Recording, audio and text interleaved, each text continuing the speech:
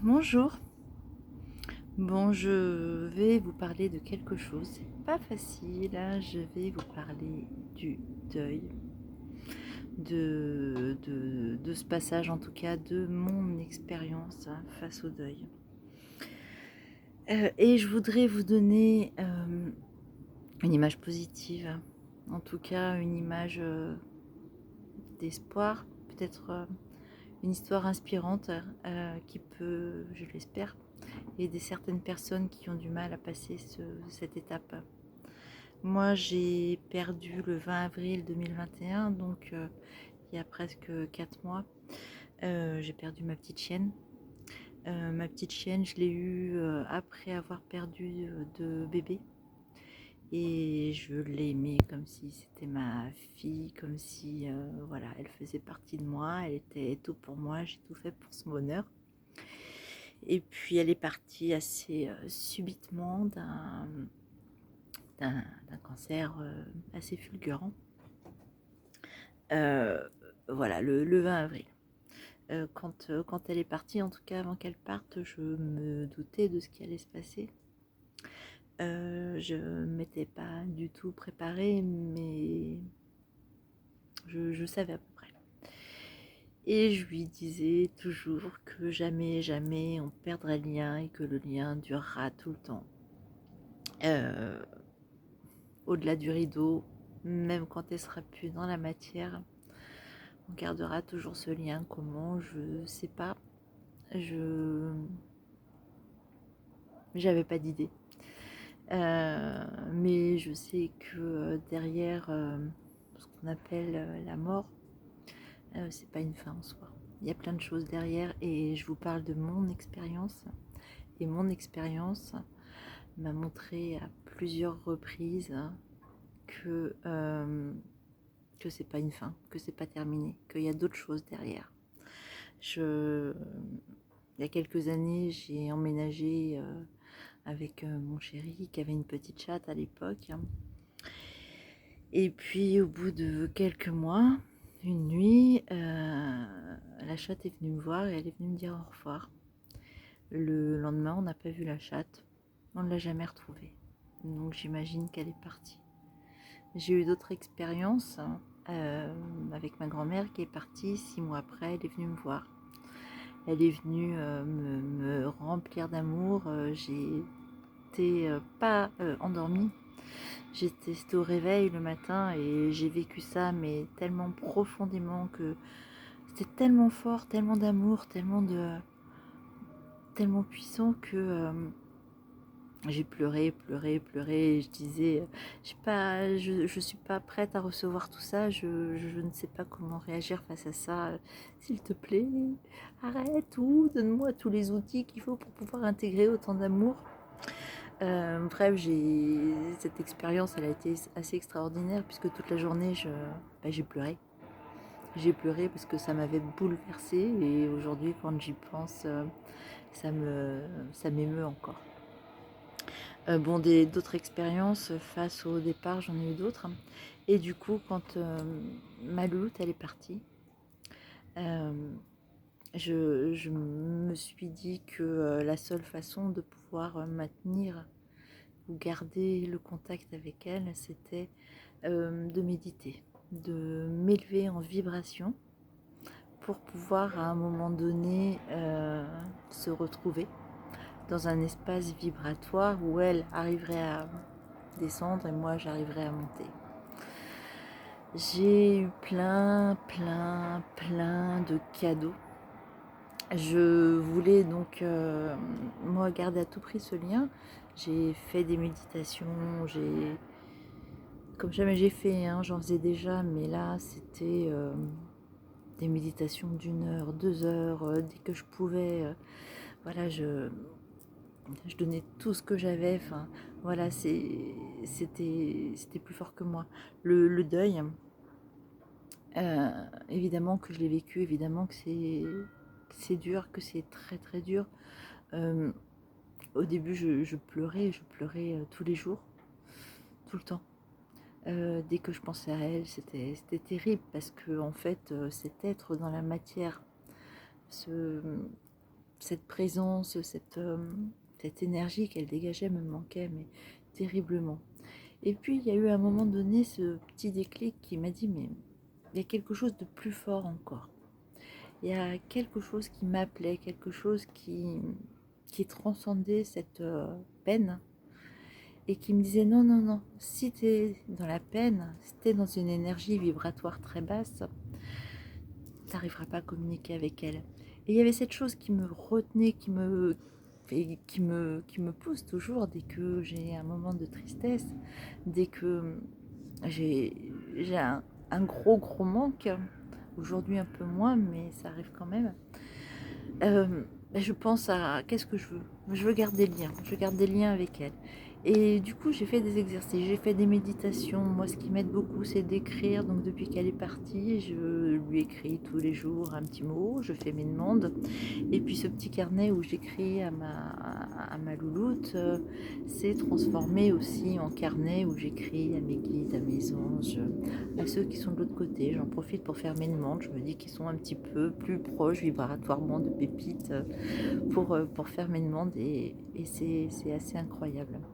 Et moi, je voulais garder le lien, mais je ne savais pas si Pépite, elle voulait aussi. Enfin, c'est compliqué puisqu'il y avait mon seul avis et je veux pas retenir comme on veut pas retenir quelqu'un qui s'en va dans la matière comme ça à son insu. Enfin, pour moi, c'est de l'ingérence et je voulais à tout prix avoir son accord. Donc, bien sûr, moi, plusieurs fois, je lui ai demandé en méditation.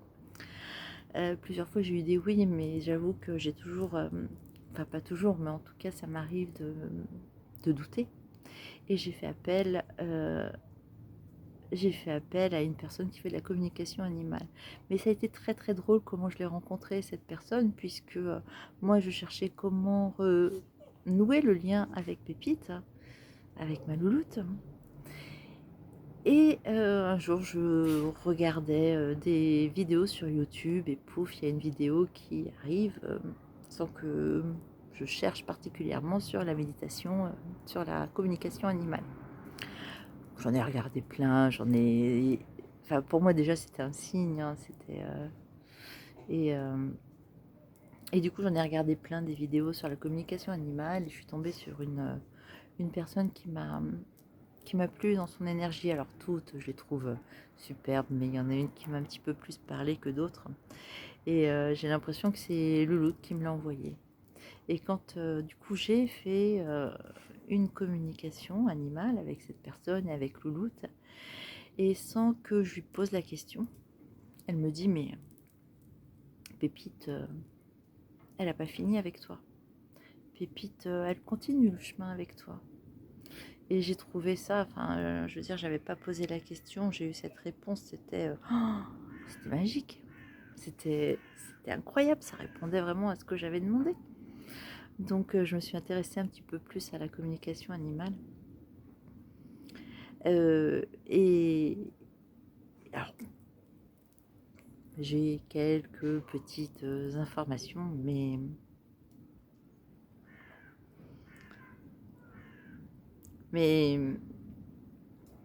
mais en tout cas avec Louloute, voilà, j'ai eu son approbation. Et aujourd'hui, j'ai l'impression qu'elle me fait plein de cadeaux, que voilà, elle est de l'autre côté et elle m'apprend comment gérer ce deuil. Elle m'apprend comment monter mes vibrations, comment m'ouvrir, ressentir un petit peu différemment ce qui se passe de l'autre côté. Et j'avoue que c'est assez incroyable. Donc tout ça pour dire que moi j'ai toujours été persuadée que derrière chaque épreuve dans la vie, il y a toujours un cadeau. J'ai eu de grosses galères et qui ont duré des fois plusieurs mois. Hein. Et puis avec le recul, voilà, c'était vraiment des cadeaux, pas des cadeaux qu'on présente sur une table super bien emballés qui donnent envie, mais voilà, des cadeaux, comment dire, des opportunités pour pouvoir évoluer, pour pouvoir grandir, pour pouvoir développer certaines forces, pour pouvoir développer certaines capacités, pour pouvoir s'ouvrir.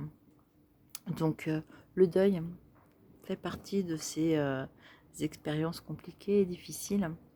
Mais même quand elle est partie, je me suis dit, il y a un cadeau derrière. Et le cadeau, je le découvre de plus en plus. Donc maintenant, ça fait 4 mois. J'avoue qu'au début, je me disais, le cadeau, je vais avoir du mal à le trouver, même si je sais qu'il y en a un. Et aujourd'hui, je me rends compte que le cadeau, c'est vraiment déjà de pouvoir, je ne vais pas dire communiquer, mais en tout cas de pouvoir recevoir des messages, de pouvoir me connecter avec des vibrations hautes, avec des énergies différentes qui ne sont pas visibles, mais qui me donnent des sacrées clés d'évolution. Et ça, c'est un cadeau magnifique. Et des clés d'évolution, j'en ai régulièrement, et des preuves, j'en ai régulièrement. Et tout ça, peut-être que je le partagerai au cours d'une autre vidéo, mais en tout cas, cette vidéo sur le deuil, j'espère que, voilà, même si elle peut inspirer une seule personne, ben, c'est toujours ça. C'est pas une fin en soi, enfin, la mort, c'est pas la fin. Et que ce soit pour soi, que ce soit pour quelqu'un qu'on aime, il se passe plein de choses derrière. Après, c'est à chacun de voir, de savoir si il y a un lien à garder, si voilà, on veut garder le lien, on veut continuer le chemin ensemble, ou on veut, voilà, juste combler ce manque. Moi, mon chemin, il sera avec ma louloute, en tout cas pour l'instant, et je sais pas, j'espère le plus longtemps possible, je peux pas dire. Elle sera toujours dans mon cœur, ça c'est sûr. Mais en tout cas, c'est plein de cadeaux, plein de sagesse, et je vous partagerai peut-être au cours d'une autre vidéo toutes ces belles surprises que j'ai eues, toutes ces révélations, toutes ces canalisations, tous ces beaux cadeaux qu'elle m'a envoyés. Voilà.